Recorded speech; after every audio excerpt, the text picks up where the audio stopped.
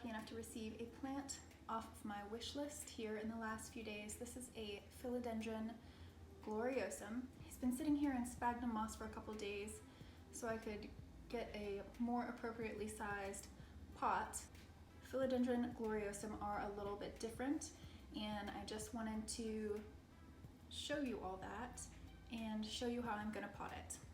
I received this Gloriosum. It was grown outside in Florida, which is why the leaves are a little bit battered, but as you can see here, it's got a new leaf on the way, and I am very excited about that. When you pot a Gloriosum, you're going to want to use a pot or planter that is, you're more concerned with the width. If you could find a rectangular planter, that would be ideal.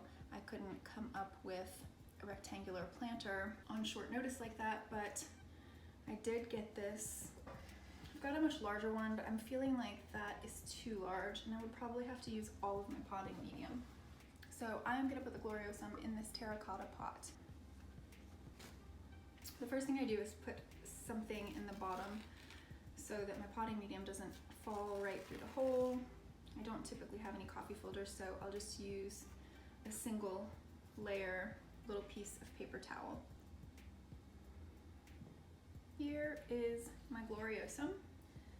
It's been a few days, so I'm just gonna go ahead and check the roots, make sure everything looks okay, make sure nothing's rotting. All looks good to me. With a Philodendron Gloriosum, they are a crawler rather than a climber, which means it is going to continue to grow in this direction, the direction of this new growth here, and every new leaf will come out this way. So that's the reason why you want to try to get a large diameter of planter or even a rectangular planter.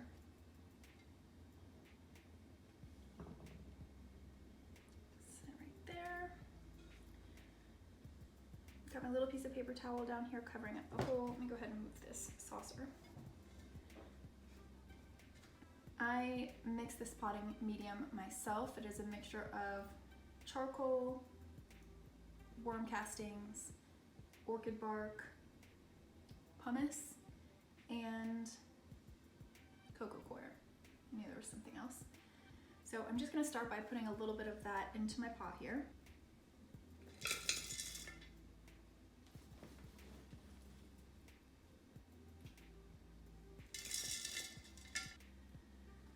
So the interesting thing about the Philodendron Gloriosum and something I see in a lot of photos is a lot of times people will have this horizontal piece here buried under the potting medium. I believe that it's better to leave this above the potting medium. If you look at how a Gloriosum grows in the wilds, this is above ground and just the roots are underground. So that's what I'm gonna do to try and emulate how it would grow naturally. I'm just gonna hold this like this and put medium in.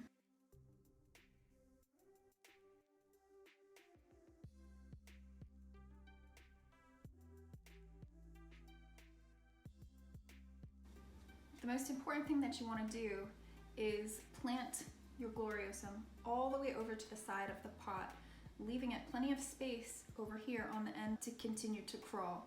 If it's a fast grower, I may be having to repot this sooner rather than later, but we will just wait and see. Maybe in the meantime, I can find a rectangular planter. It's got a good few inches over here. I mean, it could essentially double in size before I would have to repot it. From what I've read, once it gets to the end of the pot, it will continue to grow. It will just flop over the edge. The issue with that is that the roots that are on the bottom of that will no longer be able to get into soil.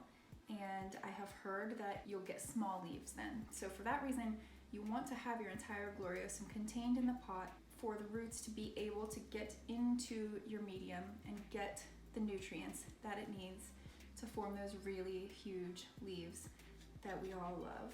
I actually have a piece of bamboo here.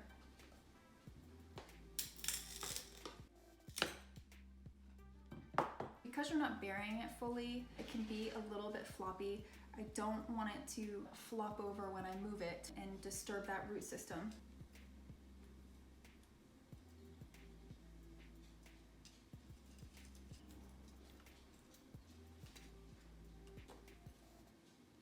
So I've got this little stake in here just to give it a bit of support while its root system is getting established and it gets more sturdy here in the pot. And as you can see, it's all the way over to one side of the pot with plenty of room for it to continue to grow this way.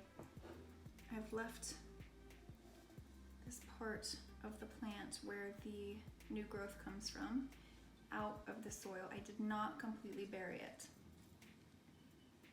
So that's it. I'm anxiously awaiting this new leaf.